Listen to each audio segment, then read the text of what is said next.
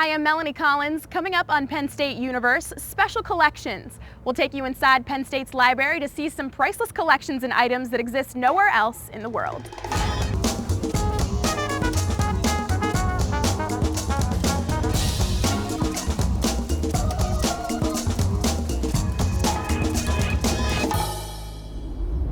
My book collecting excursion, I call it a delightful excursion or a magnificent obsession, led me to many places throughout the world.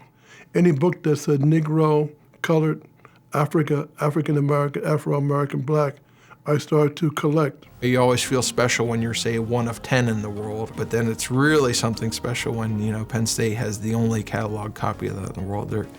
There may exist other ones that are owned somewhere, but in terms of if you're going to look for a copy in a library, Penn State has the only one. The letters are first wonderful. Hemingway wrote great letters. They were spontaneous, they were very expressive, they were colloquial. He was a master of dialogue, and the letters show that. And they reveal a new side of Hemingway, I think.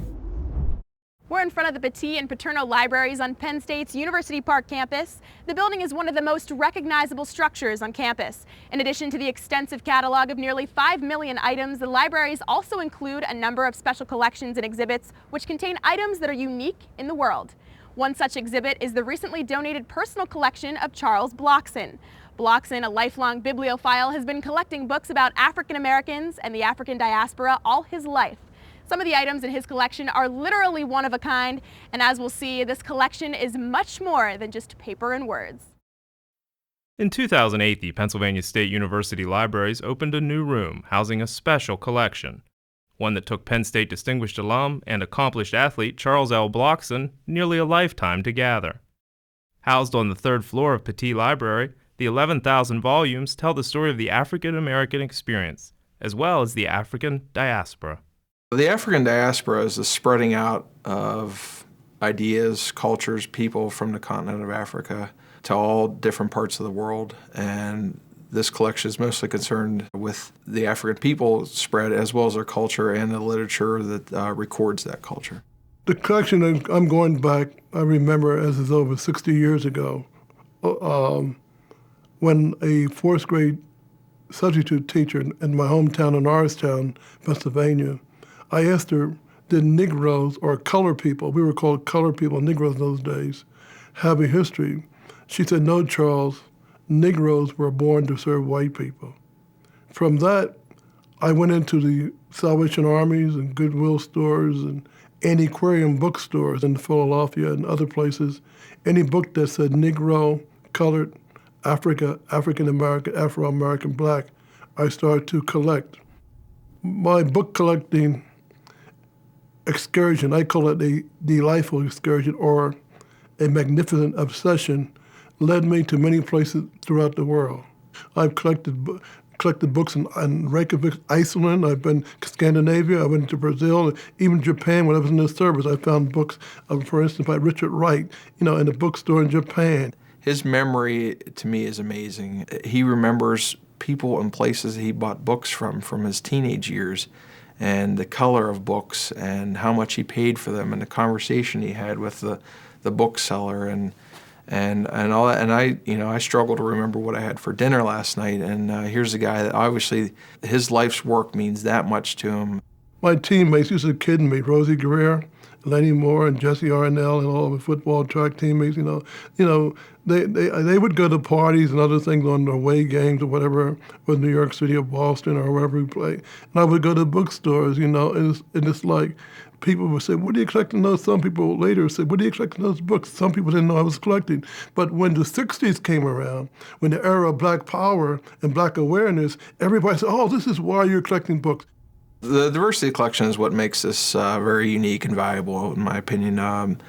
We have all the sort of heavy hitters, if you will, the big names you would expect, but there's also little things like the biography of Little Richard and the autobiography of Malcolm Jamal Warner, who played Theo Huxtable on The Cosby Show. There's things like that makes this a little bit more friendly in terms of looking at the collection. It's not as serious in nature. It can be, but if you want to just look at African American culture in its whole, his collection supports that very well, and I think it's interesting that he was not only concerned with the more important things, but also all the other common things that make up a culture.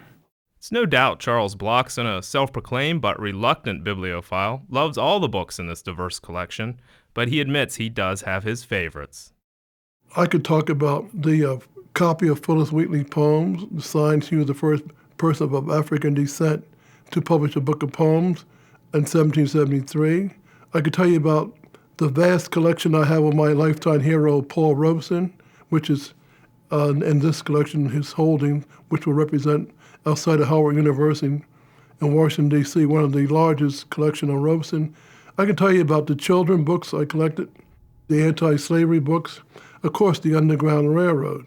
But perhaps the most striking find of all for Charles is when he saw the name of one of his ancestors in an antique book.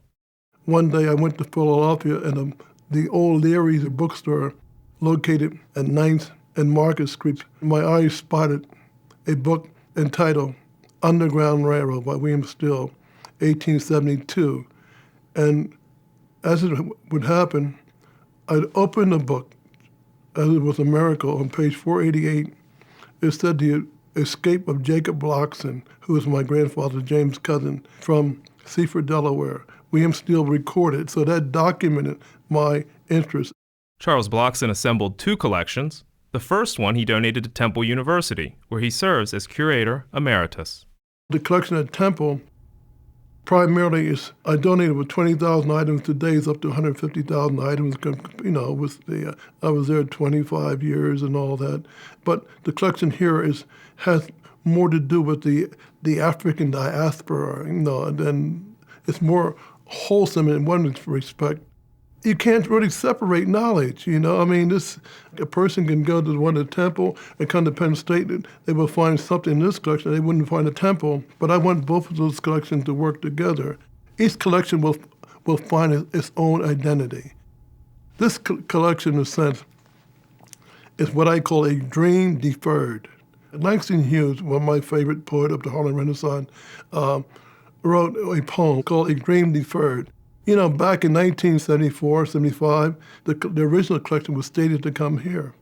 But things happened now, many years later, 25 years later, elements of the collection is here. He always maintained this collection as his auxiliary collection, and it was maintained sort of concurrently with his main collection. And so now him coming back here, being an alum of Penn State, having fond memories of his college experiences here and everything, having his other collection come here and being housed here and his name being now associated with a part of the university, it's not that just he has a plaque somewhere. This is sort of his life and his living history is here now. His dream is no longer deferred to have his books here. This is what I hope that they will take away: knowledge and understanding, the elimination of ignorance, the elimination of bigotry and sexism. And when it comes to understanding and the elimination of ignorance, remember the teacher who motivated Charles Bloxson to begin his collecting? She learned something as well. She was a victim of her environment, I believe, at the time. There's certain things that she didn't know about African Americans, certain things she was told. She wasn't the only person who felt that way. She said she learned a great deal. I taught her a great deal about people in life, and she apologized, and I accepted. I didn't have any ill feeling towards her at all. Ultimately, Charles Bloxson says his collection is about the joy we can get from books. Getting the joy of holding a rare book. I love to smell books. I love to touch. Books are people. There's nothing that I like and enjoyed more than going to a foreign country or some small town or village and look for the bookstore, just to hunt, to search, to find, to get on your knees and look, to come up with a gem. Long after I'm going, the books that I've collected, preserved, and disseminated will be enjoyed and read by people unknown to me and unknown to you in the future. When we come back, we'll go inside the vault and see some of the treasures of Charles Bloxson's collection. You always feel special when you're, say, one of 10 in the world, but then it's really something special when, Penn State has the only catalog copy of that in the world. There may exist other ones that are owned somewhere, but in terms of if you're going to look for a copy in a library, Penn State has the only one. The letters are first wonderful. Hemingway wrote great letters. They were spontaneous, they were very expressive, they were colloquial. He was a master of dialogue, and the letters show that. And they reveal a new side of Hemingway, I think. During his life, Charles Blockson has been all over the world, and no matter where he is, he always finds time to look for something new to add to his collection. During his travels, he has come across some interesting and unique books, and these one-of-a-kind treasures are what make his collection so special. It's a historical coincidence that this collection is housed in this beautiful edifice that was contributed by Joe and Sue Paterno. It's like, and he was one of my former coaches, so it's an amazing grace. We're standing here in the Bloxson Collection Vault, and I have before me here some of the items that I've pulled from the vault collection. These are the rarer and more valuable books. Well, I didn't start out to be a bibliophile per se. Nevertheless, my main task was to collect, preserve, and disseminate information to whoever will accept it. We have several things that are unique to Penn State in that they're the only catalog copies of them in the world. The first one is actually a two-work set, and it's The Life of an Afrikaner in the History of Little Richard. And what we found, or what the catalogers found when they went through, is that there are many copies that exist of The Life of the Afrikaner, but no two-volume sets of the life and the history of Little Richard. So that's what makes that unique and one of a kind in the world. The other thing that we came across was this is a Nandi reader, which is from Kenya. It's a language in Kenya. And this is an elementary reader, a second reader in Nandi by the Nandi Language Committee. And it's one of a kind in catalog collections. You always feel special when you're, say, one of 10 in the world, or, hey, there's only 14 copies of this book or something like that, and it's all the big sort of really established universities you're proud to be associated with, but then it's really something special when Penn State has the only catalog copy of that in the world. There may exist other ones that are owned somewhere, but in terms of if you're going to look for a copy in a library, Penn State has the only one. When I started out collecting African-American colored history, Negro history books, there weren't that many people collecting. Of course, there was Howard University in Washington, D.C., had a great holding, and the Schomburg collection in Harlem, New York, had which is the world's largest. However, at the time, there weren't that many people collecting books.